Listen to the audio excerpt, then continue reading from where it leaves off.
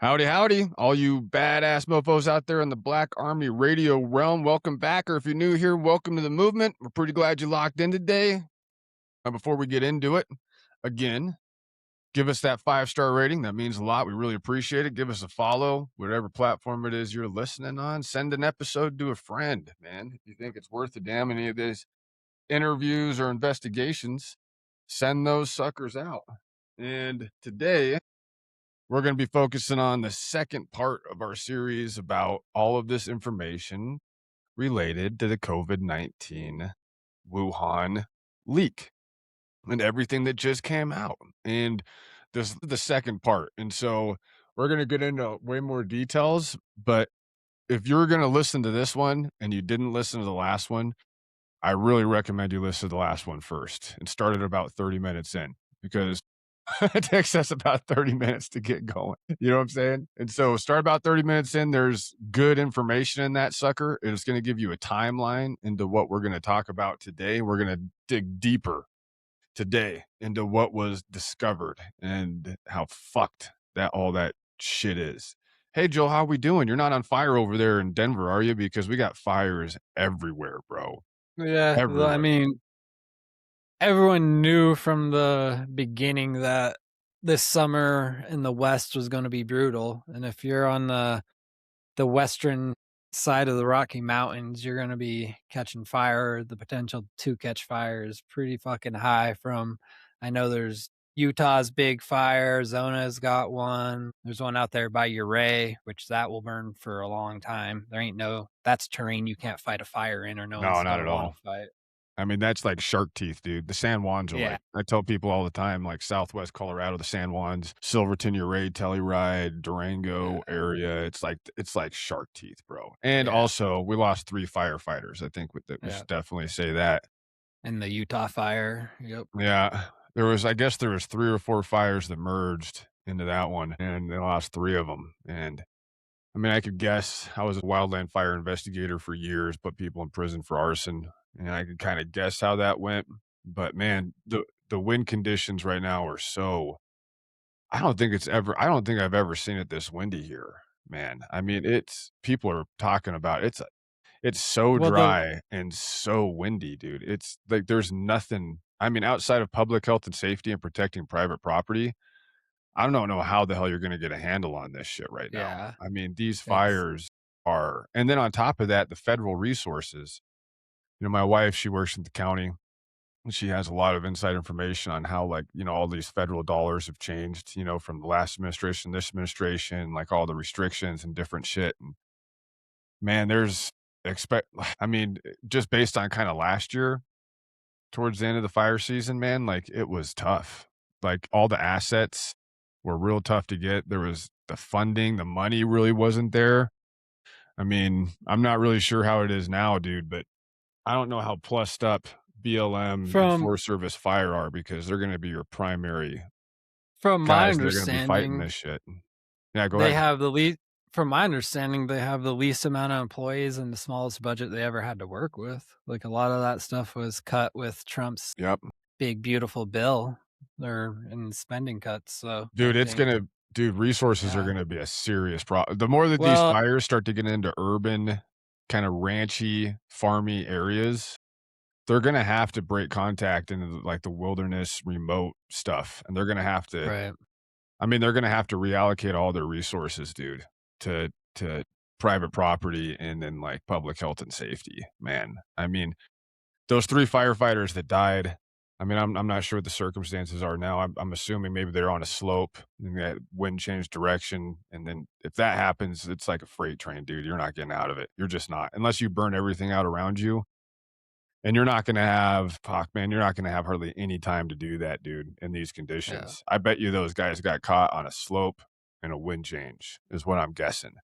But that sucks, dude. That's a bad way to go, man. I mean, that's, you know what I'm saying? Like, that's getting burned over like that. That's rough, dude. I can only imagine being like, I've had to deploy fire shelters, and training and stuff. I've never actually deployed a fire shelter in a live situation, but we've had training simulations where it can get kinda gnarly, and how fast you can get. I mean, dude, I mean, to be stuck underneath that with the fire coming over the top of you, for the guys that have survived it, I've talked to a few guys that survived it, and it was probably the worst experience of their life, and all their lungs were burned out Yeah, because the you air don't gets have so any. hot. Yeah, and the oxygen you have left is fucking Yeah. hundreds of degrees. Yeah. Mm. Their lungs will get burned out, homie. I mean, that's like if you survive it, you're pretty much gonna be if you do survive it, you're probably on disability the rest of your life. All right. You know what I'm saying? If you do survive.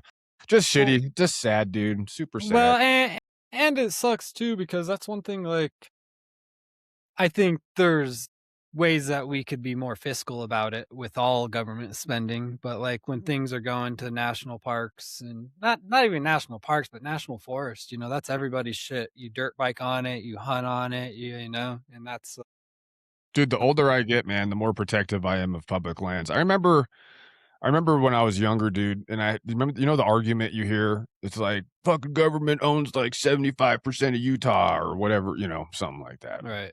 And that's probably not an accurate number, but I was always one of those people who'd be like, "Yeah, it shouldn't be," and, but now I look at it and I'm like, "Man, I mean, if it's in private hands, it's gonna get raped. It's just gonna get developed, raped, you're not gonna have any access to it at all, you're gonna lose all of your access, dude, whether it's hunting or just basic ass recreation." I mean, this administration has gone after public land. It's actually there's something Well, going on right now with public right lands, now, yeah, actually. it's Yeah, I think it's in out of the Utah gate. even. BLM lands. Yep. Yeah, where they're trying to fucking snag that shit too. And dude, I can't get down with that, man. Yeah. I can't get down with that. That Well, shit pisses me off a lot. and people will say like, "Oh, the resources is there for like we don't need fucking more money from oil. Up until this Iran war, we weren't even touching our surplus. Like we have, Speaking of that, and our that's surplus is more deleted than it has been since like what, the yeah, 80s? yeah. Well, and it all ties into them to go back into drilling. Like that's the Well, whole, they're so worried and about the that's midterms. And so they're yeah, trying to flood the market with our oil, which is our reserves. And that's what's keeping our gas prices from going to like 5.30 a gallon for 85 octane.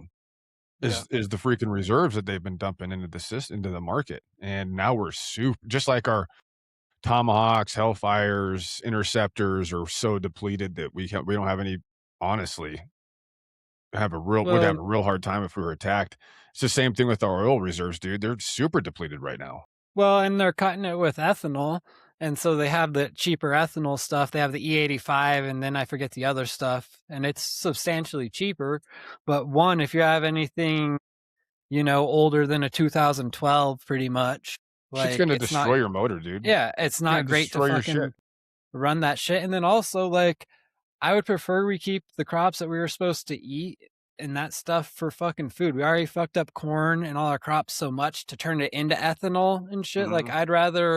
I'd rather food is going to be a big deal, especially if we get weird winters and summers like we have been, like crops, regaining food, that's going to be a big deal. And so, I mean, I would rather that be going towards feeding people than putting money in fucking fuel companies' pockets. It's going to Chevron or fucking Mobil anyways. It's not like, it's, yeah, whatever. Yeah, dude, it's man, and hey, how long did that dude, I feel like we said I don't even is it even worth saying the Lebanon that Israel broke the ceasefire? No, dude, Iran it was fired a never, drone and a cargo carrier. We hit a whole bunch of targets. Blah blah blah blah blah. As the world turns, dude, the biggest soap opera in fucking existence right well, now just it's keeps going. exactly what we said was going to fucking happen. And now it's like back fodder. It's hardly even front page news anymore because that's exactly what happened with the Iraq war. It started hot and all the bombings and you had all this stuff, and then it slowly fell into the background and was just part of every newscast, but it wasn't like we went real quick to who's going to be the MVP this year, who's going to fucking, we're Mhm. retarded as a culture. We don't learn. Yeah. I Dude. have really fucking like I My just god. have fully I And haven't fully he given went up. I back to he went back to saying that he was gonna wipe Iran off the face of the earth again. Yeah, You're just like, yeah. dude, how many I mean, like, if you had it's the most ridiculous shit I have ever witnessed, man, with this. I mean, he has literally invoked the nuclear option, what, at least 10 times, right? Yeah, he's It's like if I you're Iran, you're like, I wouldn't take this dude. I mean, why the fuck would you take any of this shit seriously anymore? It just you can't. If I'm Iran, I'm like, listen, we're gonna do whatever the fuck we're gonna do. Piss off. You want to do something well, about it, fine. But if and I was them, I'd be like, you've basically showed me that you don't have any teeth. You know? there's big talks that the AAU might pull out of some of these investments too, and not only investments, but like bases and stuff because how we handled this. There's been Mhm. talks that some of the sitting members of the AAU are having a lot of disdain for what's happening and still war going on, how much I they've mean had to UAE. suffer. How about the Or UAE? yeah, Yeah, fucking UAE. dyslexic. That's UAE, because sorry. we just hit their No. bases, and, like, Yeah. there's some video out there that's kinda I was looking at some video because 'cause we're always talking about the international news, right? There's, like, stay away from all this domestic shit. I saw some international shit that showed, like, an entire fleet in Bahrain that looked like it got hammered. Now, I don't know how real that is. I still think they're what about those fucking pilots, bro? Remember those pilots that we rescued? Nobody's heard anything from those guys. Like, that seems weird to me, right? That still like, that's and they don't talk about it anymore. But people are kind of asking about it now, like, hey, what's up with those fucking F-18 pilots that we rescued when we were Well, probably and going it's in to try to get the uranium? And it was actually probably a no shit op, dude. It was probably a no shit op that went real bad, real fast, well, you when know? it's the news cycle's so crazy, it's kind of I'm gonna hit on this real quick. JD Vance was talking and he was talking at a convention or something, and he was talking about Watergate and saying how like in this day and age, Watergate would never bring down the presidency. They'd be over in 2 weeks. And essentially that was a paraphrase of what he said. But in my eyes, he was saying like the scandals there, like the Epstein scandal is way worse than Watergate, but because like he laughed it and it's true because the fucking news cycle's so fast. Like the Iran war is backstory news now. Yeah, dude. And Like, also, that court just basically said that everything needs to be unredacted in the Epstein files, which yeah, also makes you think again, it's kind of weird how you notice how there's always like something happens with Epstein, and we start bombing Iran hard. You know what I mean? Because they just came out and basically said, and this was how it was supposed to be in the fucking beginning. For all in you the Trumpers beginning. out there, they're like, he released it. Nobody else released it. He released it. What? He's not hiding anything, obviously, other than the fact that it's 75% redacted, and that's against the fucking law. Yeah, It's and there against was the like law. And if the Democrats get into power, they could 100% pursue Pam Bondi, Patel, like everybody on that Trump, cabinet who touched all those of them files, legally yep. because Mike Johnson, like all these guys legally, because they did not adhere to the law. The law did not literally told them that they were not allowed to redact the fucking names of the perpetrators, only the names of the victims. And so that just kind of went through. And then immediately after that goes through, we start hammering Iran again, Alright. you know? Well, and there's been a lot of rumors that there's a lot of stuff redacted about Israel's ties in there. There's a lot of stuff Of redacted. course there There is. there was, Tons of shit from them. Yeah. 37 pages of interview with, and not like a bystander saying a friend did this, an interviewee of a woman at the time of the interview, a young lady when this happened of Trump doing stuff to her, like 37 Yeah, pages of it well, that how old was she? 13 at the time? It yeah, was 13, I think, and there's 13, supposedly I all think, kinds of yeah. pictures, all kinds of stuff. Dude, So it's gonna get interesting the closer we get to the midterms and after the midterms too, because I think the Republicans are gonna get dismembered, dude, come the midterms.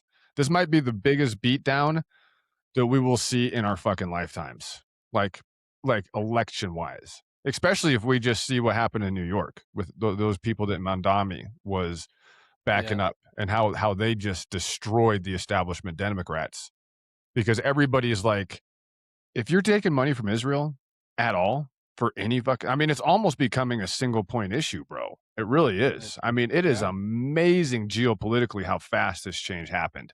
This shit does not happen this fast. It just doesn't historically. And dude, I mean, God, the people because if you look at the backgrounds of those of the people that Mondani brought in there, you would think in normal circumstances they wouldn't have a chance in hell. But Dude, people are so fed up with Israel and this war and all this shit and all the killing that's been going on for years and years and years that you just can't justify it anymore, man. You just fucking can't. You can't. And, Well, the establishment Democrats are gonna get hosed just like the Republicans are gonna get hosed, dude. I think this is gonna lead to a huge pendulum swing towards the socialist, communist, Marxist yeah, it's kinda going to like be agenda a interesting. little bit, and there's Yeah. gonna be a huge and then that it's gonna eventually swing back, but it's like right now, we're gonna swing hard in that direction, and it's gonna be everywhere, dude, and nobody has any the Republicans have nobody to fucking blame but themselves. Nobody. Trump doesn't have anybody to blame themselves, Mike Johnson, all these assholes, all these liars, JD Vance, all these guys that promised all this shit and lied over and over and over and over again. Didn't take more than a year. And now we're getting like outright Marxists and Well, communists getting elected into office in New York City. And they're kicking out and establishment Democrats. and the problem is now we have this timeline, especially since GWAT, and I'll go into some of the stuff later or some point in the Actually, podcast. you know what? Why don't you just do it? Why don't you just do it now? Go into All right, that. I'll just jump Yeah, into jump so into the debt this. stuff. I was kind of in a more or less went to investigate how much debt Trump has compiled in his first term and then in the beginning of his second term. And that kind of led me into looking into essentially the last since GWAT. So essentially since Bush's first term Mhm. moving forward. And really realistically since then there's been debt has grown, but the biggest jump, and I'm going to talk about percentages, and then I'm also going to talk about dollar amounts. But the biggest jump by any president was Ronald Reagan, and he grew our debt by 186%. George Bush grew our debt by 108%. Barack Obama grew our debt by 70%. Donald Trump's first term, and remind you that Barack Obama had 2 terms to do this, so So I he did think it was 70% in 8 years.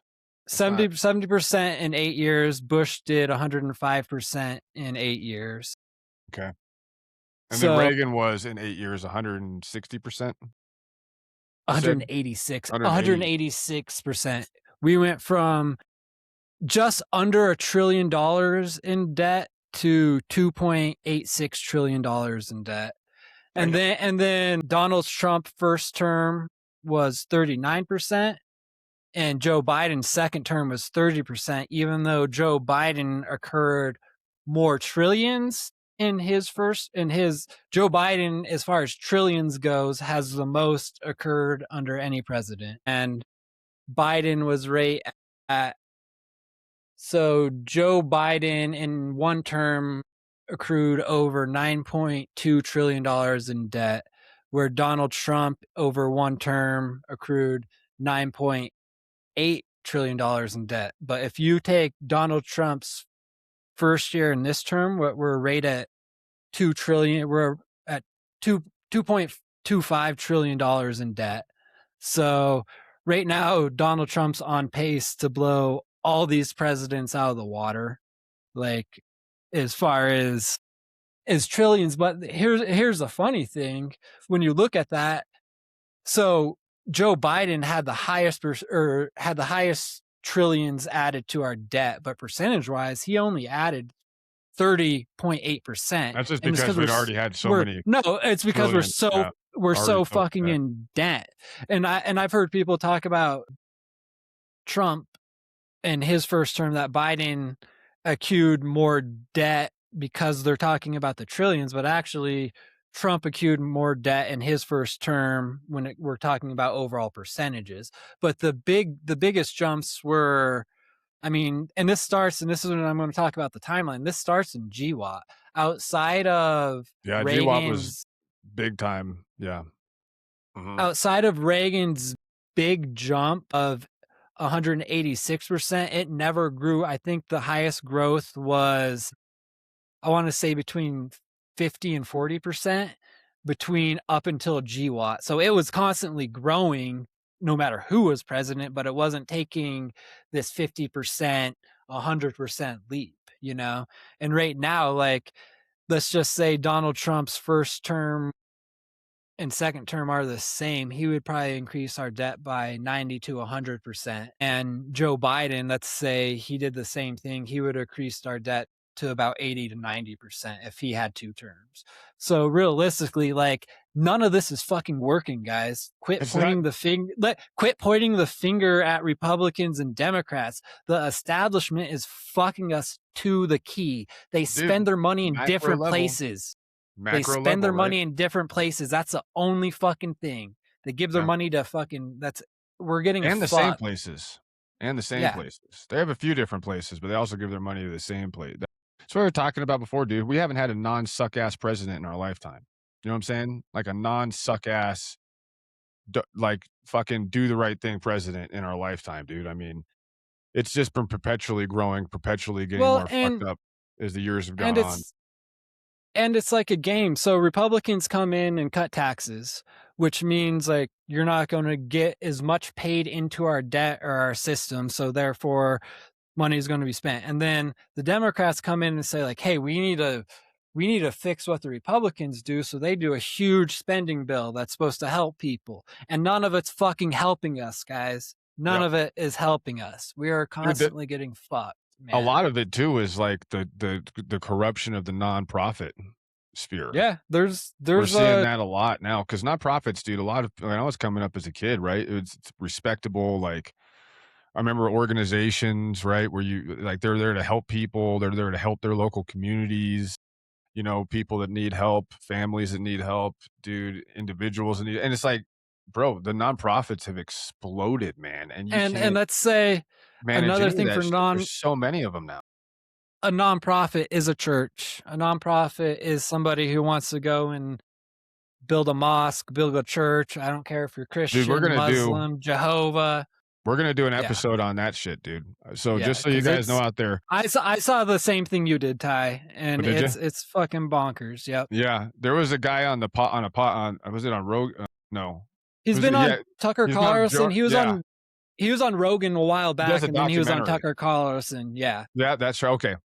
Yeah, and I was listening to it the other day, dude, and I was like, "Holy shit! There's no way we Yeah. cannot talk about this." I mean, like the The numbers he was coming up with, and his the first season, it's just about how much money the churches are making. Like the Mormon Church made $25 billion last year. $25 billion last year. You know how much of that they spent on out of that $25 billion? You know how much of they gave up for like people that are in poverty and in need, and like 400 million. It's like 3% of what no, they like made. the $25 billion. the Crazy. overall pool, I forget the exact number of like money that people are getting defrauded and aren't actually going to the system, and this would be allowing to pay employees at like an honest rate, is in the hundreds of billions of dollars of Yeah. like and with that being said, there is a few good nonprofits that Oh yeah, there do are it for better sure. and do it right, but Mhm. if a lot of the bigger ones, yeah, they're fucking Let me tell you the sketchy. name of this guy. So if you're out there and you're listening right now, I'd highly recommend. So he was on Danny Jones. Where's this dude's name? Where? Oh, there we go. Nathan Apfel, Apffel. He's a filmmaker and documentary guy. And he's got a documentary out now, and he's the director of The Religion Business. The Religion Business. Dude, this shit is serious. And so Well, and that's in his second season, he's focusing on kids because the first season was all on the crazy amount of money these mega churches are bringing in. right. And then what they're finding out now is that they have all of these weird, kind of like think about Epstein, right? All of these Yeah. like, or like Eyes Wide Shut, the movie Eyes Wide Shut with Nicole Kidman and Tom Cruise and shit. And you're like, there's a lot more truth to that stuff than we ever thought. And now he's interviewing kids like survivors that have been through that were like horribly sexually and violently abused from when they were like 10 years old on by various churches, the Mormon church, obviously the Catholic church, a lot of different churches. And he's going to interview. So the second season that he's about ready to put out is 100% focused on like basically kids in the church and what they're doing to them. And also this guy is a religious person. Like Yep. he's not He out believes to firm believer in like Jesus. Mhm. he's not anti-religious guy like myself. Like, he's somebody who believes in Jesus, and this has been one of my problems with religion is it's money. Dude, it's It's all not what capitalistic. it's It's not all what it's yeah. yeah, it's Mhm. Western American religion. religion. Yeah, American religion is Western 100% religion has built lost around it. capitalistic principles, man. And then with the nonprofit, they don't disclose anything. That guy down in Dallas, that mega church in Dallas he was talking about, that guy is the pastor is receiving like a yearly, what do they call it, housing fund, because they can't, he can disclose his yearly check, which is like 50. He's like, I only make $50,000 a year, but I get a $3 million a year housing fund. Yeah. Right? That's non-disclosed. And this dude, he's driving gold. Dude, he's got like 90,000 people in his congregation in Dallas, right? He's driving around gold-plated Range Rovers, gold-plated vehicles. He owns houses, like 3 or 4 different houses.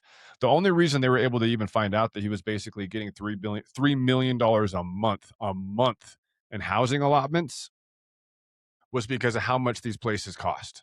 And they were able to kind of be like, what would the mortgage be if you had to pay the mortgage on these 3 mansions across the United States? And they were basically like, it'd probably be around $3 million a month just to pay for that shit. Dude, unbelievable, bro. Dude, Just unbelievable. if That's why our American Christians can't identify with Lebanese Christians, Iranian yeah. Christians, Christians in Israel and like Syria and all these places. It's because those Christians over there, you really have to actually live like how Jesus told you to live and be willing to sacrifice your life for your fucking religion.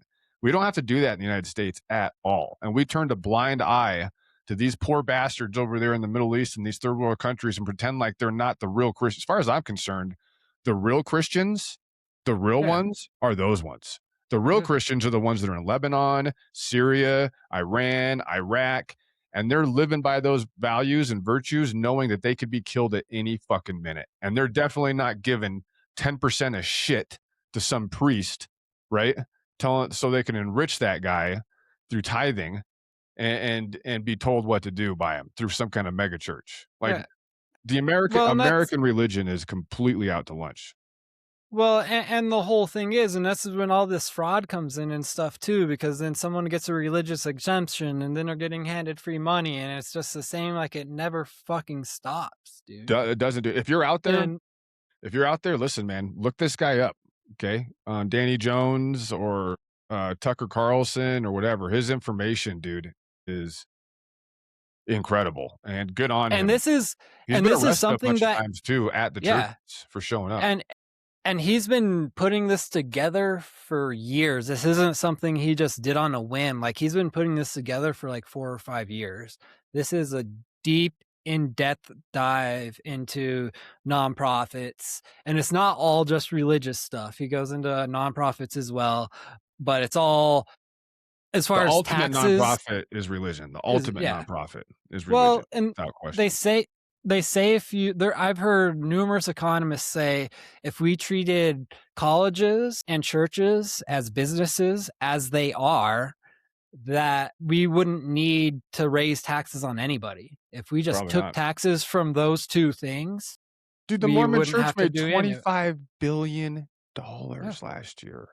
And they built Dude, some new churches last probably. Yeah. year. And they gave It's crazy. $400 million to the poor. I mean, dude, I bet. Yeah, and that's the whole. God, Yeah, where the fuck all that other money go, Joel? God damn it! That's just one example. Is the fucked up part, you know? Yeah. Like, this is The Mormon Church and Scientology own the two most.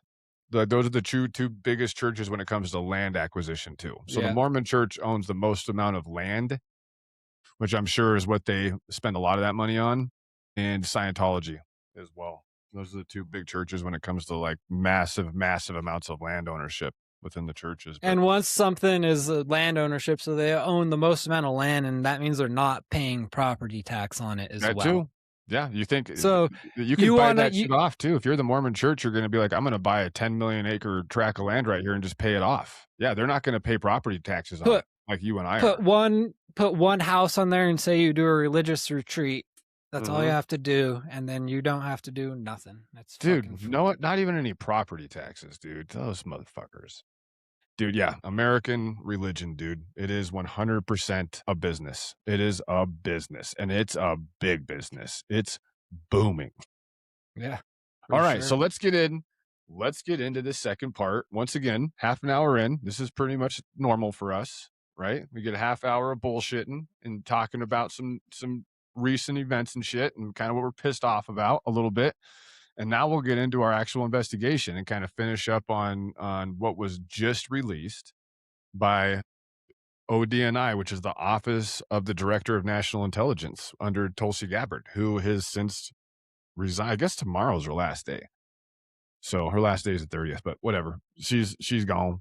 But this all came out from her, and not just her, but that CIA whistleblower who was the former 275 Army Ranger. And his name, stay with me. Where is his name? Erdman III. James Erdman. We're gonna hear him.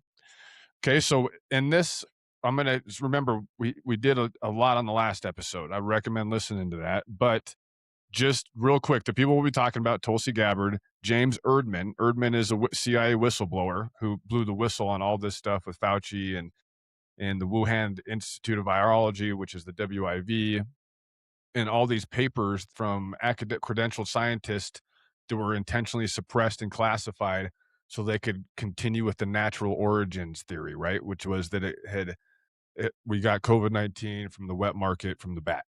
Well, what we're finding out is from the very, very beginning, that's not what they knew.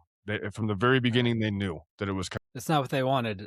It's not what they wanted to say either. They wanted to say that it came out of the lab, and then they reneged on it, which we Yep, talked there was a about lot of last people that wanted to be episode. honest about it and be honest about it. And Fauci was not one of those people, and neither were those 27 scientists that wrote that other paper and like everything else. We're going to get more into it. So obviously, you got Anthony Fauci. You got Dr. David Morens. You're going to hear his name here in a minute. He was indicted in April of 2026 on 5 counts, including conspiracy against the United States, destruction of federal records, and concealment of records. He was not pardoned like Fauci was under Biden, so his ass is kind of hanging in the wind. And then we have some acronyms that I'll kind of retell what some of these acronyms are because there's a lot of them. And so here we go, man. It's 1:53 in the morning, Washington, D.C., March 2023, at the Central Intelligence Agency's Weapons and Counterproliferation Mission Center. A 10-person team has spent the better part of the year reanalyzing the origins of the COVID-19 pandemic. 8 of the 10 analyses have concluded that the virus most likely came from a Chinese laboratory, which is the Wuhan Institute of Virology, the WIV. 6 of 7 technical experts on the team, the actual scientists, the people who know what a coronavirus genome looks like, have concluded the same thing. Okay, that it basically came out of a Chinese laboratory. Their draft And assess. Go ahead. real quick, this is also after Fauci has admitted in hearings and stuff that the lab was studying gain of function, how COVID works, gain of function stuff within the lab. So like they were actively studying COVID in that lab, and that's not being disputed. But No, correct. somehow a bat got it, not, and even if the bat got it, how would the bat not get it from The lab. the lab? Yeah. Yeah. Anyways, keep going. Yeah, for sure. All right. So these individuals, their draft assessment is ready. It's about to say that COVID-19 was a lab leak. That's what this draft's about ready to say. And in the middle of the night, literally, someone, and we still don't know who it is because the track changes function in the Word document does not record who did the edits. Okay, didn't record who did the edits. Rewrit the entire assessment. The conclusion is changed. The new language reads, we may never precisely know the origin of SARS-CoV-2 or COVID-19. So it went from it was a lab leak to we may never know the origins, and it was changed in the middle of the night. Like I said in the last episode, some of this we're going to go over again, but we're going to get deeper. Okay. 2 of the analysis filed complaints for analytic integrity. All right. The senior most subject matter expert on the team, a career intelligence officer who has spent decades developing the expertise the United States government supposedly relied on, especially for investigations like this, refuses to participate in any further COVID analysis. They're worried, in their own words, that policymakers are being intentionally misinformed. intentionally misinformed. The analysts who told the truth no longer work in the Weapons and Counterproliferation Mission Center. The managers who overrode them, on the contrary, have all been promoted. Every single one of those. One of those managers was elevated to the Senior Intelligence Service in the last year. So all the guys working on it that came with the conclusion that it was obviously a lab leak were canned. The people that came in there in the middle of the night and changed it, saying we may never know how this really happened, were all promoted. Okay, go figure. What we're going to do now is tell you exactly how this happened, who did it, who paid for it, who got rich off of it, and who got promoted for lying about it, and why. 5 years and 7 million dead later. All right. The people responsible for this are all still walking around free as a bird. Do you think you'd be free as a bird, Joel? No, I mean, I'm sure if the chemicals from my meth lab got You're going out. to tell me No, that, I'm kidding. that we don't have equal. You're going to tell me that we don't have equal protection under the law. Is that what you're going to? Is that what you're going to say to me right now? Is that's a myth? That's something I was going to believe and we kill and we fight and we die for, and come to find out isn't true at all in the United States? I was going to make a joke about having chemicals in a meth lab, but I don't know if it'll hit well. But like if I had, like, I can't put creosote ties in my yard without someone telling on me and getting a fine from the state. And these people don't even get a fine or anything else. They just move on with their lives. Shit, man, I can only water my yard half the month. Yeah. I guarantee if I watered my yard more than half the month, I'd have probably have the cops show up at my house with the way the drought is right now. Yeah. You know what I'm saying? I mean, shit, yeah. Equal protection of the law, my dick. All right. The architecture. How is the system that produced this outcome actually built? The institutional architecture is part of the story most people have never heard of, and is the part that makes the rest of the story actually make sense. Okay. The Biological Science Experts Group. The Biological Science Experts Group. After September 11th, 2001, and a lot of people don't know this, the U.S. intelligence community recruited a cohort of bioscientists and gave them top secret security clearances. The body was called the Biological Science Experts Group, or the BSEG. It's not a conspiracy theory. This is documented testimony, and it's also coming from James Erdman, who's the CIA whistleblower that we talked about, who's the senior operations officer, to the Senate Homeland Security Committee in May 13th of 2026. Okay, the original purpose of this outfit: narrow analytic support. The IC, or intelligence community, needed scientists who could read foreign technical literature and tell case officers are spies, by the way, whether a particular paper described a routine experiment or something that could possibly be more concerning. All right. Actual function by the year 2019, from 2001 to 2019, their actual function in the year 2019. So BSEG, or the Biological Sciences Expert Group, scientists were vetting raw intelligence, drafting what's called white papers, conducting laboratory research on weapons of mass destruction topics, consulting on biodefense policies within the U.S. government. The lines between intelligence and public health, all right, biodefense and pharmaceutical research had been, in Erdman's exact words, blurred beyond recognition. Blurred beyond recognition, all right? The lines between the intelligence community and public health. By this time, by 2019. The conflict of interest problem. The same time, scientists held simultaneous roles, the scientists that were in this group: government-funded research grants, academic appointments, public health institution positions, National Academy of Science memberships, NIAID and USAID predict funding. Everybody knows who USAID is. Everybody remembers that. But NIAID is the National Institute of Allergy and Infectious Diseases. That is Fauci. That is Fauci's shop. Okay. Funding. Cooperative Threat Reduction Program contracts as well, and joint projects with Chinese researchers on coronavirus and other virus outcomes. All right. Erdman's bottom line. Remember, Erdman's the whistleblower, the CIA whistleblower. There has been no holistic oversight of how this web of relationships influenced by research policy, public health, and money for over 20 years. There's been basically no oversight with these people, is what he found out. All right. And this, remember, Now the intelligence community is blurring with public health, bro. You have the CIA blurring with the pharmaceutical industrial complex. Kind of seems like there could be a problem there. I don't Yeah. know. They should be keeping them accountable. Especially when it comes to Not transparency, right? About our not work health, yeah, our fucking health, the shit that we not pay working for with because we them. don't get free medical care in this country because we're way more worried with sending all of our money to other fucking countries to have free medical care. I Another think the pro another position of mine that has evolved over the years, Joel. I think the problem is all these systems we had to keep our government in check are ran by our government. Yeah. Sorry. Nothing to see there. Okay, so this is the post 9/11 national security state that we've been talking about for a while. The post 9/11 national security state applied to biology, captured by the people whose research the security state was supposed to be evaluating. All right. The 2015 gain of function rewrite, the rewrite of gain of function. All right. This is the single moment that mechanically explains how the WIV, which is the Wuhan Institute of Virology, funding kept flowing, how it kept flowing despite the federal law saying that it couldn't, right? Because remember, in 2014, they said you couldn't do this shit anymore. And then Fauci came in 2015 and rewrote what the definition of gain of function research was.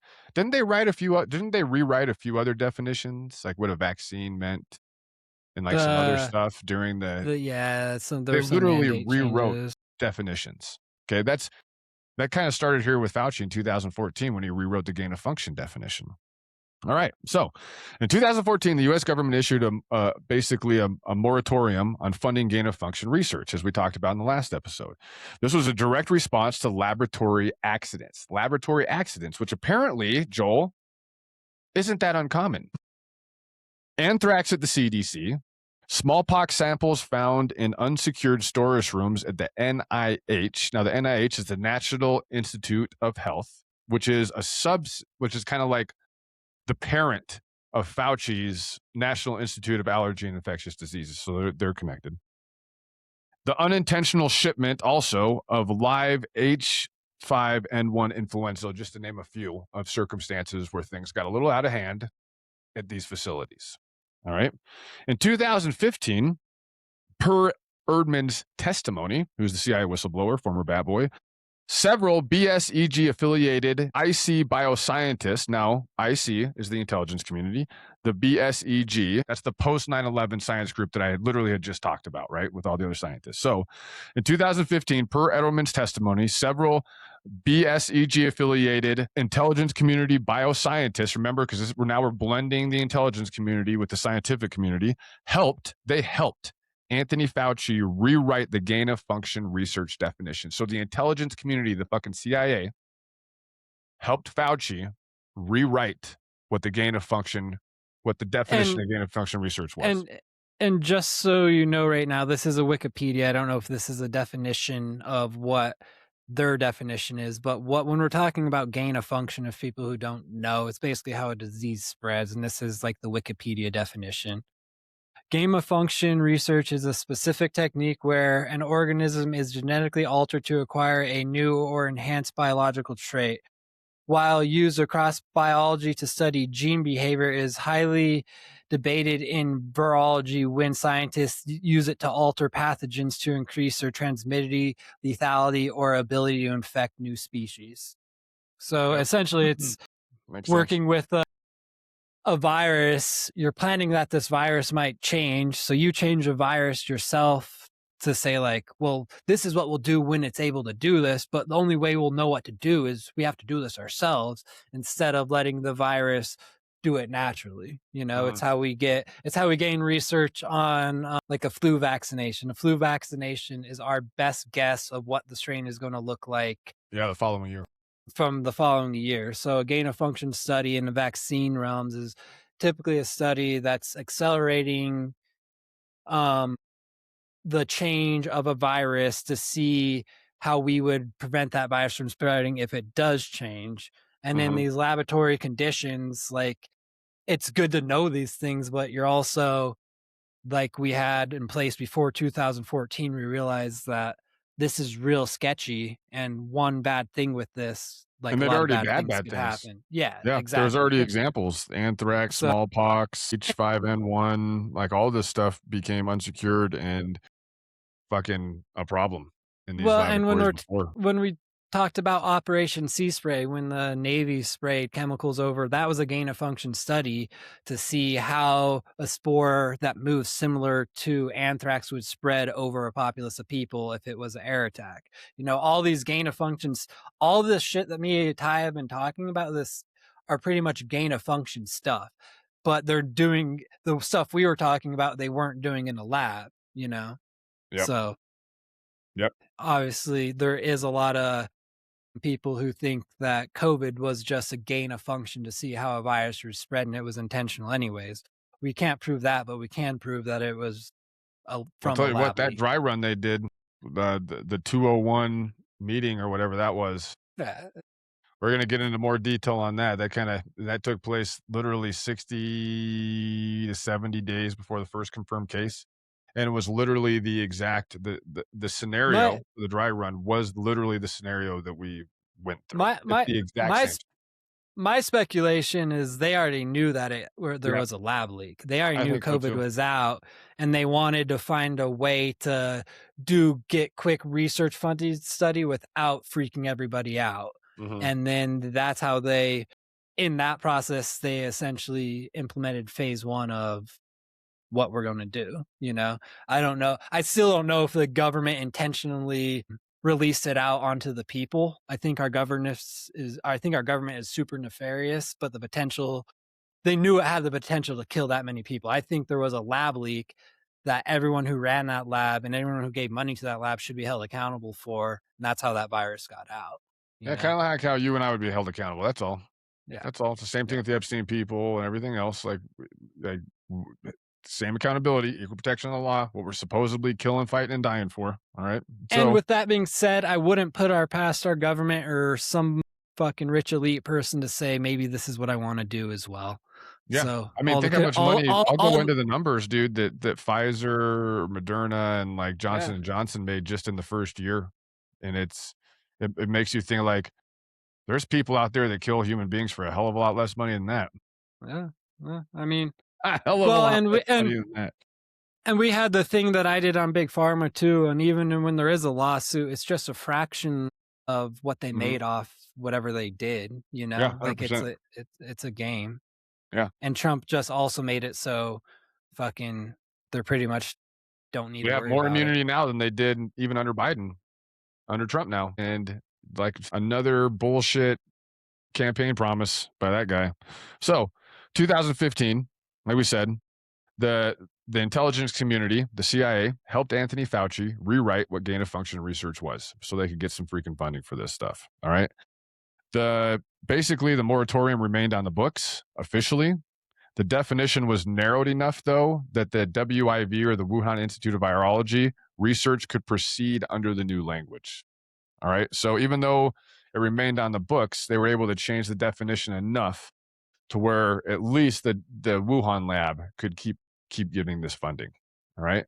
So the same scientists who were inside the intelligence community, right? Which was that, remember, we talked about the post 9/11 scientists, right? They got hired, given security clearances to work for the intelligence community as cleared advisors, were also rewriting the rules that governed their own funded research, come to find out, while also being the recipients of said funding. So these guys were in a pretty unique position, I would say, to be able to manipulate it to that effect. All right. Basically, the Fox didn't just guard the henhouse. The Fox wrote the building code, then served on the safety board, then collected the rent for the hen house, then ran the chicken farm next door, and advised Congress basically on what chicken policy should be. That's pretty much And how this kind of happened. all this is enabled by corporate donors and lobbyists Yep, just as 100%. well. Like this system wouldn't exist if we didn't have a lobbyist system, or it wouldn't be as bad as it is. Now, Event 201, like we just talked about a minute ago, right? This took place on October 18th, specifically in 2019. This was 60 to 90 days before the first confirmed COVID-19 case. All right. So Event 201 has been a staple for conspiracy theorists and framing for years. There have been conspiracy theorists have talked about this, and they obviously shelved immediately, right? Just like how most conspiracy theorists are until about 20 years goes by. But we didn't need 20 years. This stuff came out a little bit sooner than that. The mainstream press has been super dismissive of this entire thing. And James Erdman III, who is the CIA whistleblower under oath, has now treated it as a legitimate investigative subject. Okay, so what was it? So Event 201, a coronavirus pandemic tabletop exercise that was held at the Perry Hotel in New York City, co-sponsored by the Johns Hopkins Center for Health Security and the Bill and Melinda Gates Foundation. So Bill Gates is involved in this as well. All right, because he was involved in the goddamn Event 201 pandemic tabletop exercise that happened 60 days before the first confirmed case. Bill Gates was involved in that exercise. All right. The scenario, this may sound familiar to you, maybe. A novel coronavirus originating from bats via an intermediate host, spreading from a developed nation outward, causing a global pandemic, requiring international vaccine coordination. The exercise simulated economic disruption, social media censorship on misinformation, and the suppressing of dissenting medical opinion, Joel.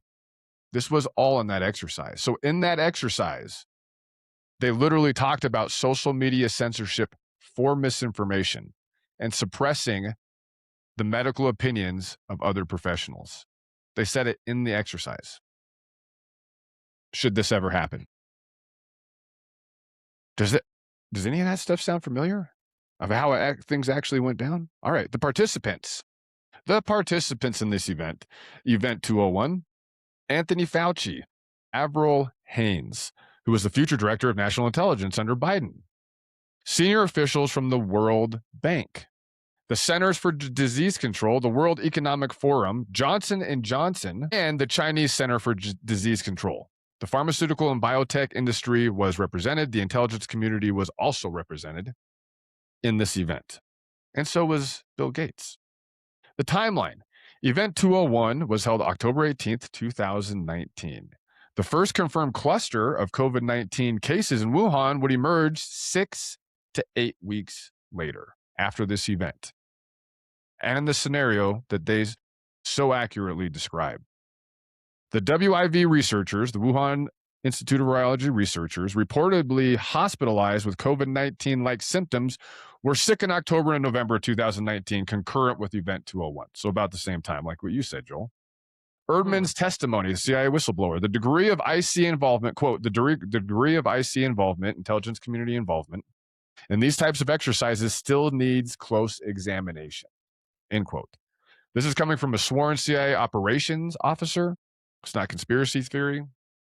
All right. And I have a tendency, I think we should probably agree with him on that. Like, why the fuck is the intelligence community balls deep into public health? Seems strange. Okay. All right. Claim was a high-level, multi-agency, pharma and WEF funded exercise rehearsed the exact pandemic that emerged 6 to 8 weeks later after Event 201, attended by the man who would direct the U.S. response and the woman who would later sit atop the U.S. intelligence community.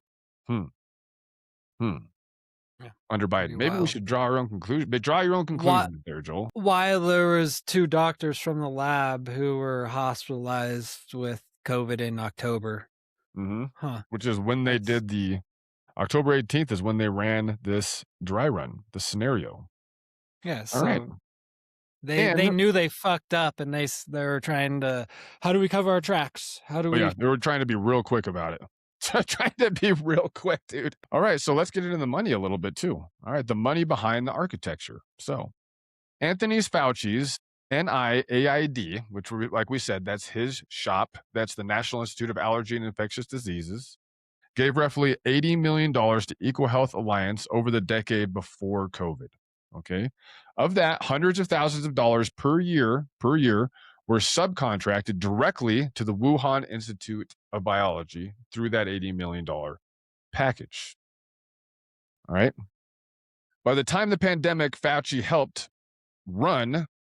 had run its first full year course, the global pharmaceutical industry profits on COVID-19 vaccine and treatments had reached over $90 billion in the first year. In the first year, $90 billion. Pfizer alone, and this is just in the first year, the company whose mRNA vaccine became the foundation basically for the US emergency response, right? Pfizer, booked $37 billion in COVID vaccine sales in 2021 and another $38 billion in 2022. All right. Moderna's COVID vaccine sales were $17.5 billion in 2021 and $18.5 billion in 2022. The former CEO of Moderna sat on Project Warp Speed with Trump, just so you guys know as well. Like, saying. Just saying, dude. And that's the thing, right? We're going across administrations here too. You know what I'm saying? It's like there's nothing special. Like everybody Well, that's pissed off about how Biden handled it should be just when as the pissed whole off about how Trump handled it because he well, kicked the whole thing off. what Biden did too, a lot of it was just based on the COVID spending numbers, not like standing up for Biden at all, but like he didn't change some of the stuff that Trump implemented. So we Yeah. were up Like until 6 his feet, infrastructure. the whole Yeah. 6 feet thing, mask Yeah. Like, thing, like that all happened under Operation Warp Speed, like you said with the well, vaccine. That well, was all and under Trump. I'm talking about the money, just let Yeah, the alone money. exchange, like, so during Trump's and the Trump and Biden era, so COVID and Biden, more money has been exchanged between the wealth gap going towards the wealthy than ever before in our country. 100%. And actually in Biden's term, it was just a few percentages higher than Trump's term. So, and that's what people need to realize. Like, and you could say, well, Trump got handed COVID. I mean, this was all, once it started, the wheels were in motion. This was all going to happen. This was intentional. Yep. Yeah, 100%. All right. So the cover up. 2 weeks into February 2020, when the official narrative was assembled and the dissenting voices inside the US government were systematically silenced. All right. We talked a little bit about this on the last episode too. All right. What's called the Barrick slide deck. All right. This is January 28th to January 30th of 2020. This is documented in James Earlman's sworn testimony. Once again, the CIA whistleblower. January 28th, 2020, Dr. Ralph Barrick, a coronavirus researcher at the University of North Carolina who had collaborated with the WIV's Wuhan Institute of Virology's Shi Zhenli on chemical coronavirus research, briefs the National Counterproliferation and Biosecurity Center. His slide deck, which is basically a report, okay, they call it a slide deck, but it's a report, on page 22, includes discussion of the possibility of a laboratory leak as the origin of the outbreak in Wuhan. This was in 2020. So right like in January of 2020. So even like the first confirmed cases, remember, were basically in pretty much October to December of 2019. So this is just a couple months after that, even though it's the next year, technically. All right. Okay, January 30th, 2020, 2 days later, Barack provides NCBC, who's the National Counterproliferation and Biosecurity Center. That's who they are. All right, provides NCBC with a revised slide deck. The lab leak, this time, the discussion has been removed. So 2 days later from the initial report that came out, and this was just a couple months after people were coming down with coronavirus, like figuring out what it is. They said it was a lab leak. 2 days later, they took the whole thing out of that presentation. All right, 2 days. All right, the lab leak was removed 2 days later. This is a narrative shaping inside the US government at the start by the pandemic by one of the world's leading coronavirus researchers, who himself had been collaborating with the very laboratory the slide originally flagged. All right, and that's Barrick. Now, February 1st, 2020, this is a teleconference. This is the founding meeting of the natural origins narrative. All right. February of 2020. Again, just a few months after the initial cases. This is just a few months after the initial cases at the very end of 2019. All right. Who are the people that were involved in this teleconference call that were going to try to pump out the natural origins narrative. Remember? Because they're already talking about this being a lab leak. And so they're doing an emergency all hands on deck call, basically being like, we need to figure out how to fucking put this into a natural origins narrative and move Yeah, away we from the said lab this leak. came from a bat fucking Yeah. 8 months ago, guys. Come on, what are we doing here? We practiced this already. We practiced this. Event 201, you pricks. All right. So who are these people? You had Jeremy Farrar. He's the director of the Wellcome Trust, the UK's largest medical research charity. Later, he would become the UK government chief scientific advisor. He was one of the guys on this call. Edward Holmes, University of Sydney. He was an evolutionary biologist, virologist. Christian Anderson, Skips Research Institute.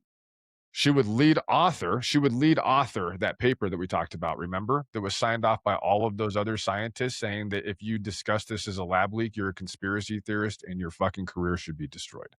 She was the head author of that paper, and that paper was called The Proximal Origin of SARS-CoV-2. That's the name of that paper. Robert Gary, he's from Tulane University. Andrew Rambra, University of Edinburgh. And Francis Collins, director of the National Institute of Health. All right, those are the guys that were on that call, kind of like with Fauci. There are 6 of the most influential biologists in public health offices in the entire Western world, these people, and they came from all over the world. Obviously, they were not all just Americans, right? They're meeting on a private call organized by the U.S. government's chief medical advisor less than 30 days into the outbreak. So in February of 2020, this is less than 30 days of the official, right, into the official outbreak, which is kind of like this starts in like, I think December, January, right? 2019, 2020. So it's right in that first month time frame of that. All right. What they discussed on that call is partially documented in a FOIA, in the emails that were released through FOIA, the Freedom of Information Act. All right. The substance. Several of the scientists initially believed the genome structure of COVID-19, particularly the furin cleavage site, whatever that means, looked engineered. They're basically saying to them that it looked engineered, not natural. Kind of like how you're talking about the gain of function because they engineer it to try to fight it, right? So it looked engineered. Within 72 hours, bro, within 72 hours, that sentence had been removed out of it, okay? 4 of the 6, Anderson, Holmes, Gary, and Rambrot, would author as well the proximal origin of SARS-CoV-2, which we talked about with that other paper, published in Nature magazine on March 17th of 2020. The paper argued the virus emerged from natural processes, a bat at a wet market. It would become the single most cited document in the institutional dismissal of the lab leak hypothesis. We talked about that in the last episode. This was done with intention with over 20 scientists, and you're like, who the fuck can we believe anymore? Who the fuck can we believe anymore? Because this isn't even politicians. These are scientists. And there was a shit ton of them that put their name on this with intention, knowing that information was being intentionally withheld from the public. I also think within that world, people are so used to thinking as a medical profession that they're so, like, I'm sure there's 5 of those people who were just colleagues who said, yeah, sure, put my name on your paper. She wrote it. I know her, you know, like they're so caught in their being entrenched in Western medicine. Like that's how they think. And I'm wondering how many of them were just reading it and saying like, oh, this makes sense. But really that paper was made room to disprove something else, you know? And where they like, if you didn't have the background of this probably came from a lab where I'm assuming there's only right now, you said there's 4 of those who co-authored that paper on that call. They were probably, all the other people were just standing by those 4 people, you know, like they weren't, I wonder the malicious intent. If we could go, we can't, maybe we could call all 27 or 24 of those people and be like, do you still stand by this? Do you still stand by this? And see what they say, you know, they should because all get called under oath and have a hearing under oath and not standing up for it. But I feel like some of that stuff trickles down when it comes from, say you're some scientist who's been idolized working with Fauci for the last 20 years and you're in his office and he goes, hey, can you sign this paper? You think you're going to fucking look at what the paper says? Like it's just like any other corporate zone, It's the kinda like the underlings are boss. just It's like the yeah, Don told you to do it, you know? Once the yeah. Don tells you to do it, you gotta do it. And there's But a few who still, are going to like, speak out and who are like, yeah, there's this is also the weird, and people they that got did speak fired. out. Yeah, there's the No, people that's what that I'm did saying, speak and they out. got fired. Correct. They And moved. everybody else Yeah. got promoted, you know? And so when Anthony Fauci then recommends to the U.S. intelligence community, the IC, in July of 2021, which scientists the intelligence community should consult on the COVID origins question, those are the names he provides. The people that wrote that paper. Those are the names that he gives the CIA, basically saying who they should talk to, which scientists they should talk to about this stuff. The same scientists who told him in private in February of 2022 that the virus might be engineered became the experts he then served up to the intelligence community to certify the natural origins narrative. The same 6 people. So kind of close the loop on that a little bit. All right. Now, what's called the Lancet letter, February 19th of 2020. All right. 2 days after the proximal origin call that we talked about before. 2 days after that call, right? Where they had all those, they brought in those international scientists and they're like, we need to come up with a national origins narrative. We're going to write a paper, right? We're going to put all our names on this paper. We're going to invite another like 18 scientists to put their names on the paper. Okay. Now, after that call, the cover starts beginning. All right. So on February 19th, 2020, The Lancet, one of the world's most prestigious medical journals, publishes a letter signed by 27 scientists. 27 scientists. The letter dismisses the lab lake hypothesis as conspiracy theory and condemns anyone who continues to talk about it or investigate it, which goes right to that event 201, right? When they did the dry run. Remember, because they said they were going to do that. So that's Hey, exactly what they said they were going to do. we're gonna lie about this. So how do we cover our tracks if we're lying about this from the gate? Mm-hmm. You know. The letter's organized by a guy named Peter Danzig, Daszak, Peter Daszak, the president of the EcoHealth Alliance, and also deeply involved in Wuhan Institute of Biology, come to find out. EcoHealth Alliance is the New York-based nonprofit that received NIAID, remember that's Fauci's outfit, funding under Anthony Fauci, and then subcontracted that money to the Wuhan Institute of Biology to fund coronavirus research. Of course, nobody knew that he was involved in Wuhan with that funding. They left that part out. So you wouldn't be able to connect those dots. And they did that on purpose. So Danzig's role as the conduit between Fauci's NIAID and the laboratory under suspicion was not disclosed. It was just not disclosed in that letter that we talked about. The other 26 signers were not informed also that Danzig's his funding relationship with WIB. It was even withheld from the scientists who also put their name on that paper. It was even withheld from them. All right. For the next 18 months, every mainstream press outlet that wished to dismiss the lab leak theory cited the Lancet letter as evidence of a scientific consensus. Because remember, we talked about how this letter that these 27 scientists put their name on became the most cited shit throughout the entire pandemic and even for a lot of other stuff before that. Every single time that it was brought up for anything, whether it was talking about being a lab leak theory or even anything besides the fucking vaccine, right? Being used to help cure it. It even delved into that. All right. Danzig, who 6 years later would be named as a co-conspirator one in the federal indictment, all right, originated the public-facing dismissal of the very theory he would have destroyed, which would have destroyed his funding stream. All right. The culprit. On May 26, 2020, 2 scientists at the Defense Intelligence Agency's National Center for Medical Intelligence, Dr. Greg Coltrit and Commander Jean-Paul Shredden of the U.S. Navy, drafted a paper titled Critical Analysis of Anderson, the Proximal Origins of SARS-CoV-2. This is one of those papers that's going to talk about how there seems to be something missing that's going to end up classified, right? Their paper systematically dismantled the scientific arguments of the Anderson paper with intention. It pointed out to methodological gaps, unsupported assumptions, and clear conflicts of interest, like what we just talked about with Danzig. All right. Per Edelman's testimony, Edelman is the CIA whistleblower, the paper received little attention in the interagency space. It received little attention, despite what he calls a more accurate analysis. Emails from NCBC were dismissive completely of everything in that publication, basically saying, nope, go back to the other paper, go back to those 27 scientists and cite that one instead.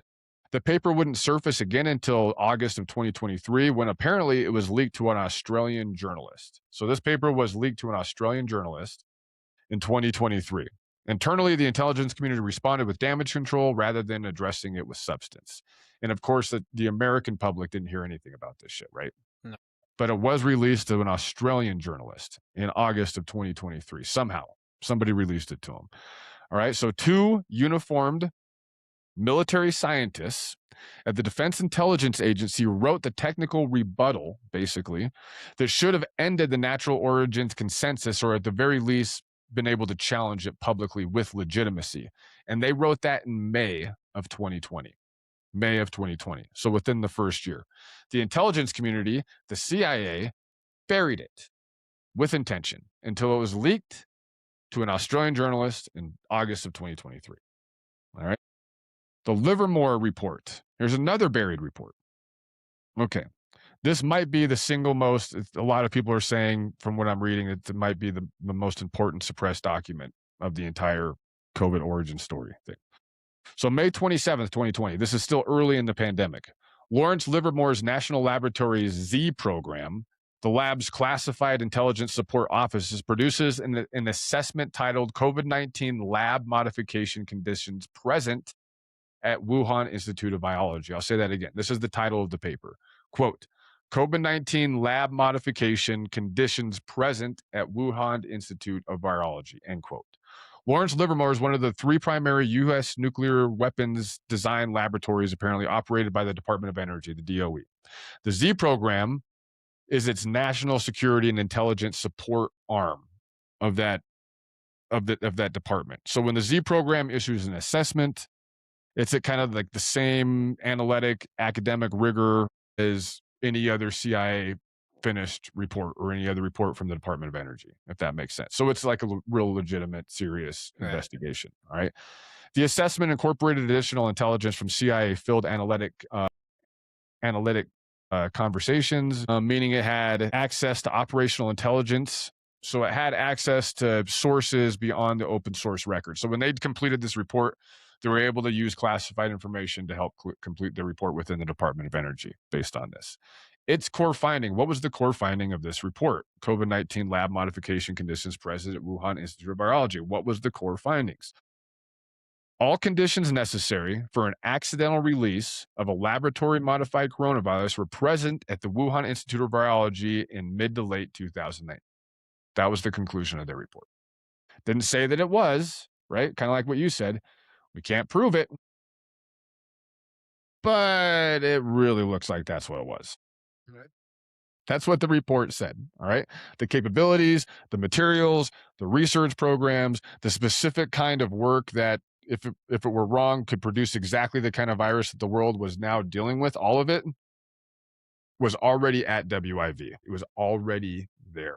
It was already functional and operational there before COVID-19 officially emerged to the public. Does that make sense?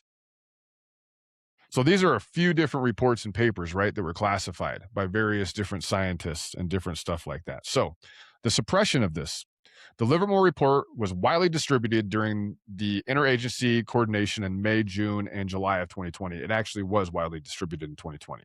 Per Edelman's testimony, again, this is coming from Edelman, who's the CIA whistleblower. Supposedly every relevant analysis out there saw it, read it, investigated it. It was understood inside the intelligence community to be a serious technical assessment of what was going on and how it probably happened. In Fauci's first hearings, they mention it, and that's also like when I'm pretty sure it was when he was asked about like the COVID, like what they were studying in the lab. And he also lied about his involvement with the intelligence community in that. Well, he lied about that, but this is where all the proponents who are saying it wasn't anything the government, just happened, blah, blah, blah. They say this is like a nothing burger because he already came out and said that they were doing COVID gain of function stuff, but it just didn't come from the lab. They're admitting to studying COVID in that lab. Mhm. They're not admitting the virus coming to that lab, which just is like you don't need to throw too many rocks to find the building you're It's looking like you don't for. have the email that says, "I, Dr. Fuzzy Nuts, released Yeah. COVID-19 to the world." Like, that's not gonna be in there, you know what I mean? It's kinda like the JFK files, right? It's like, is there gonna be any smoking gun, or do you gotta connect all the dots? You gotta connect all the And dots. There's not gonna and be a that's direct verbiage like that. and the sad thing is that's why this isn't going to be a big deal on either side. Me Mhm, and you already knew coronavirus came from a lab. We made that assessment a long time ago, and then the people who don't, they're going to cite that paper. Look, we have some of the best doctors here who are professionals and experts at this, and this is what they say. And then the mhm. conversation's dead. No one is going to change their opinion. Like Yep, probably this not. is it sucks. There I might don't be a even know how few many and hope. people will even listen to us talk about it. I mean, I feel like Yeah. if people just see COVID-19 in the description, they're gonna be like, "Oh Yeah, they're god, they're gonna fucking gonna, talk about this shit. They're gonna talk about this again. Jesus Christ." You know? So, anyway, the suppression. The Livermore report was widely distributed during interagency coordination of May, June, and July of 2020, like I said, per Edelman's testimony. Every relevant analysis saw it. It was understood inside the intelligence community to be a serious technical assessment. I think I already said that. Worth saying again. It was excluded from every public facing product produced in 2020. So it was excluded with intention from everything that the public was going to be able to read about this, though, with intention in 2020. It was excluded from the August 27th, 2021 unclassified key takeaways from the intelligence community's 90-day study on COVID origins. It was excluded from that. The document that became the official on the record intelligence community position, the 90-day study, stated findings, two hypothetical causes or probable causes to for it. The IC cannot conclude which one was more likely. So that's probably kind of confusing. What they're basically saying was the intelligence community said there was two probable causes. One was a lab leak. One was natural origins. We can't confirm which one was more likely, is what they're going to say. The Livermore report was only included as a classified annex to the 90-day study, and it was never declassified. Okay, it was never declassified. It would not be the general public couldn't see it until 2026 when Tulsi Gabbard released it. On her final day of Director of National Intelligence, she released it's like part of a 67-page document or something on the COVID origins file. And now we can go in there and we can read it ourselves, but that it's been classified up until then. All right, 6 years. 6 years it was kept from the American people. The American public was told there was no smoking gun. The Lawrence Livermore National Laboratory had produced a document at the level of finished intelligence, which is a very, very high level, that concluded the conditions for the lab leak that were present. They were present in WIV, and the American public was not allowed to see it for 6 years. So for 6 years, this document was out there classified that basically said that Wuhan Institute of Virology had all of the conditions necessary to release this virus exactly how it is and exactly how it acted. All right. And nobody, if it wouldn't have been for Tulsi, regardless of how anybody out there feels about her, we still wouldn't know it up to this day. All right. And so Erdman's collaboration with this thing. So in his May 3rd, so his testimony was May 13th of 2026. That was his testimony before the Senate Homeland Security Committee. All right. He had spent the prior year reviewing the relevant documents inside Tulsi Gabbard's task force, apparently, and that's how he got access to all this information and then became a whistleblower. And under oath, he said that, quote, in May of 2020, a DOE, which is Department of Energy, national lab produced a report indicating that all the prerequisite conditions for a lab leak were present at the Wuhan Institute of Biology. The report was widely distributed during interagency coordination, but was not included in any of the intelligence community products in 2020, nor was it shown to the general public or ever released, end quote. All right. The analysis suppression. So the 90-day study and the conflict of interest bypass with this. In June 2021, President Biden directed the intelligence community to conduct a 90-day study on the origins of COVID-19. This was in 2021. On June 4th of 2021, within days of Biden's order, Anthony Fauci was personally briefed on the IC's analysis, the intelligence community's analysis. The briefing was facilitated by a gal named Beth Cameron, the National Security Council's senior director for global health and security in biodefense, is her title. Fauci used the briefing to recommend which outside scientists the IC should consult. We talked about that before. The names were provided. It was all the people that were in that report and were able to sign off saying the natural origins narrative. All right. Now, in the chain, an unnamed senior intelligence community official explicitly raises the conflict of interest concern.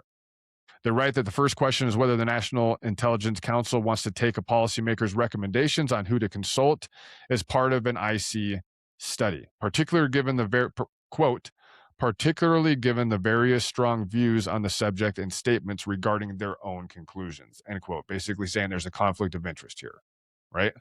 There's a conflict of interest here. And regardless, someone who's investigating you and saying like, hey, you guys are investigating me, you guys should listen to this guy and get your information from him is really weird. There shouldn't be any sort of guidance in that. It should just be an investigation that starts from the ground roots, you know? Yeah. And so Fauci became like kind of more of, they kind of saw him more as a subject matter expert and not a policymaker. You know what I mean? And so they took his word for it with all of these scientists and stuff, but he had already had these calls.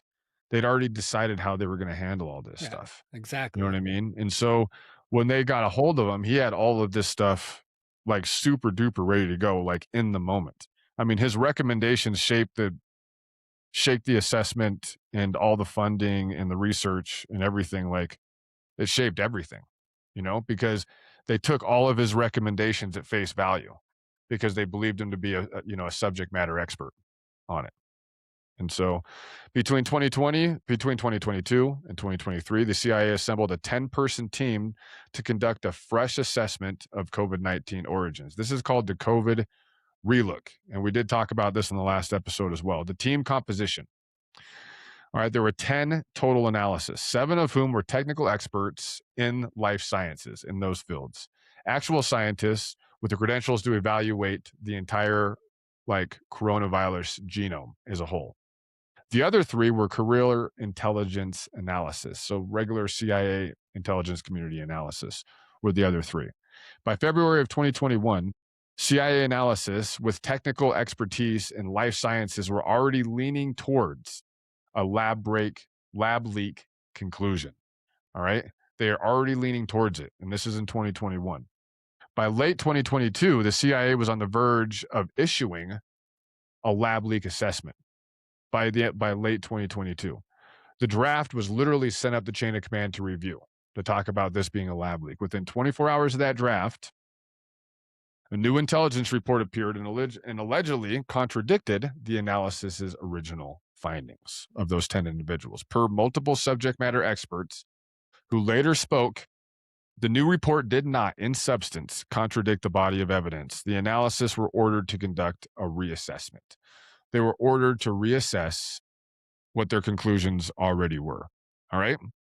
Prior to the reassessment order, 9 of the 10 supported the lab leak scenario.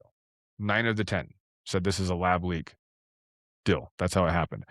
By March 2023, after the reassessment, the majority still assessed it as a lab leak. So they were forced, right, to reevaluate their information by their superiors and say, hey, go back in there, reevaluate all your information, and then come up with another conclusion. But that's not what they did. They went in there, they reevaluated all the information again, and they said, no, it's a lab leak. That's what it is. That's what the fuck it is. It's a lab leak. We're not fucking reassessing it. It's exactly what it is. The CIA management's response. So none of whom were subject matter experts.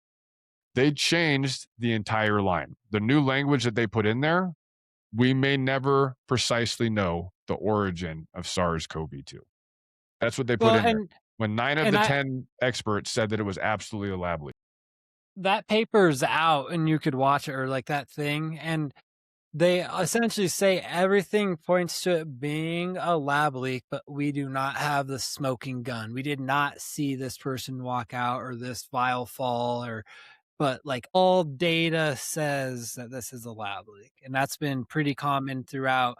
Or in the worst case scenario, it says that we can't say it wasn't a lab leak.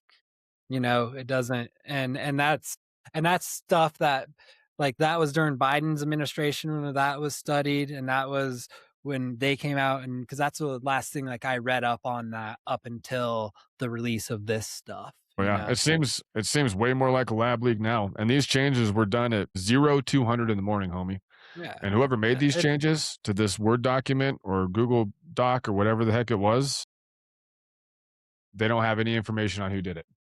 And then the if guys that were involved, those 10 analysis, they filed formal complaints.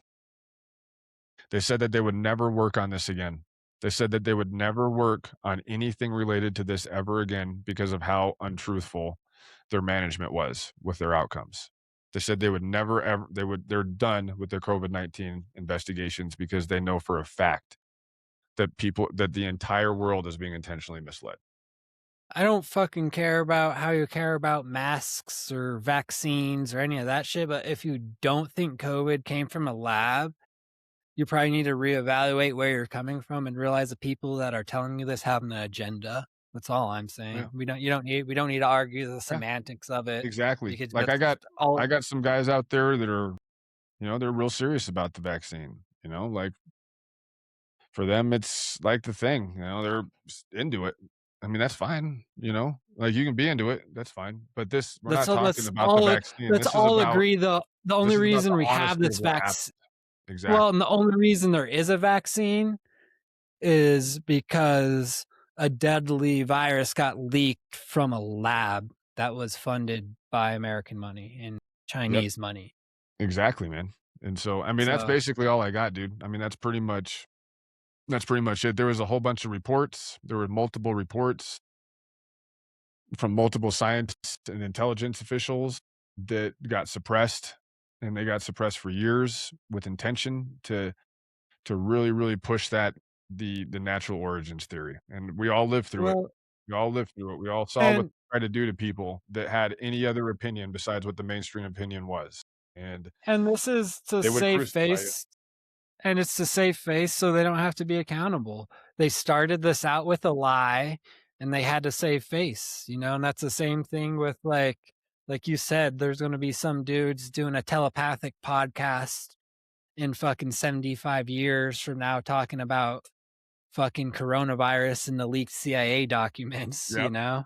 and I like that, that's a telepathy podcast. yeah, I exactly. can get down on that, man. This is like I said, I can't get down with I can't get excited about combustion technology anymore, dude. We need the next evolution, baby, for me to get excited anymore and stuff. I agree. With the more that we're learning. But I got to roll, bro. I got to get these boys ready for baseball, man. We got to go in about 10 or 15 minutes. So this turned out Yeah. perfect timing, Let's buddy. boogie. Yep, good one. Hey, man, don't burn up out there. Be Yeah, careful. it's fucking hot. Fires, It sun, sucks yep. camping without a fire. We were camping all weekend, and we got all these fire restrictions, Right. and so, obviously we didn't have a fire, but because it's dry as shit, but it sucks camping without a fire. I don't like it. Well, especially if Doesn't feel s like real camping. you're doing any sort of car camping or stuff. I've gotten used to hunting where I don't start a fire just because it's so much work, and by the time the sun goes down, I'm so dog dick tired that I pull up my bivvy and just pass out most of the time. But, like, Yeah. when you're doing car camping and family group camping, you gotta have a Mhm. fire. Anyways, you need to get the fuck out of here before I talk about camping for 45 I know, I was minutes. like, "Let's So, talk about something we really wanna talk about." Alright, man, love you, dude. Have a good rest of your day, brother. alright, take it easy, brother. Love you, man.